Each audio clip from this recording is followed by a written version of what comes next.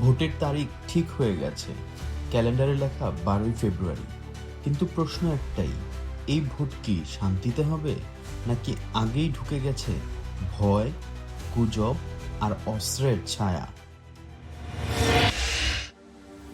রাজধানীর আগারগাঁও নির্বাচন ভবনের ভেতরে শত শত কর্মকর্তা, জেলা প্রশাসক, পুলিশ সুপার, বিভাগীয় কমিশনার, সবার মুখে একই চিন্তা। কাগজে কলমে নির্বাচন প্রস্তুত, কিন্তু মাঠের বাস্তবতা সহজ নয়। গণভোট আর জাতীয় সংসদ নির্বাচন দুটোই একই দিনে, একসাথে ইতিহাস আর একসাথে ঝুঁকি। এই বৈঠকে কেউ উচ্ছ্বসিত ছিলেন না, বরং কথায় কথায় উঠে এসেছে শঙ্কা। গত বছরের জুলাই গণ অভ্যুত্থানের সময় দেশজুড়ে লুট হয়েছিল প্রায় 6,000 অস্ত্র। আজও 1,000-এর বেশি অস্ত্রের হদিস নেই। কেউ জানে না সেগুলো কোথায়, কার হাতে আর কখন ব্যবহৃত হবে। মাঠ পর্যায়ের পুলিশ কর্মকর্তারা বলছেন, পিস্তল আছে, ভারী অস্ত্র আছে, কিন্তু তথ্য নেই। আর সবচেয়ে ভয়ঙ্কর কথা, অস্ত্র উদ্ধার করতে গেলে তদবির আসে। দিনে বক্তৃতা, রাতে ফোন। এই বাস্তবতায় দাঁড়িয়ে নির্বাচনের নিরাপত্তা শুধু দায়িত্ব নয়, একটা যুদ্ধ। এবারে নির্বাচন শুধু মাঠে নয়, হবে স্ক্রিনে। ফেসবুক, টিকটক, ইউটিউব, একটি ভিডিও, একটি পোস্ট, একটি এআই তৈরি ক্লিপ পুরো এলাকা অশান্ত করতে পারে। মাঠ প্রশাসনের ভাষায় একটা গুজবই যথেষ্ট। কে জিতছে, কে মারছে, কে পালাচ্ছে, এসব সত্য হওয়ার আগেই ভাইরাল। আর গুজব থামানোর সময় ঘন্টা নয়, মিনিটও নেই।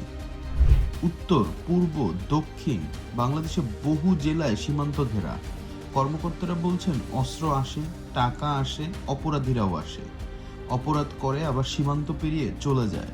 নির্বাচনের সময় এই সীমান্তই হতে পারে সবচেয়ে নীরব দুর্বলতা। আরেকটি বিষয় সবাইকে ভাবাচ্ছে, ঢালাও জামিন। চিহ্নিত অপরাধীরা বাইরে, কারাগারের থেকেও মুঠোফোনে যোগাযোগ।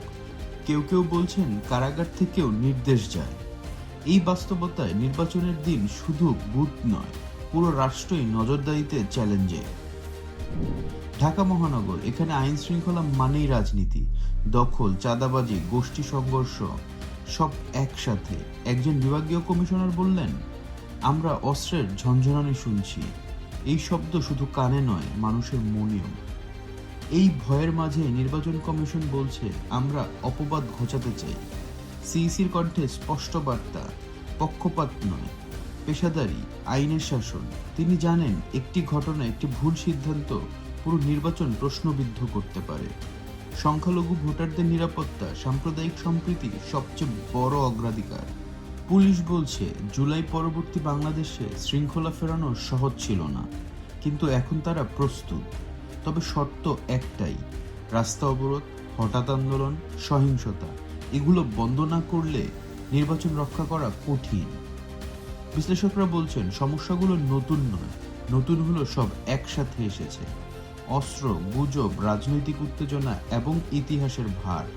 এখন দায়িত্ব শুধু ইসির নয়, দলগুলোর আচরণ, প্রশাসনের সাহস আর জনগণের ধৈর্য সব মিলিয়েই নির্ধারণ করবে এই নির্বাচন কিভাবে স্মরণীয় হবে।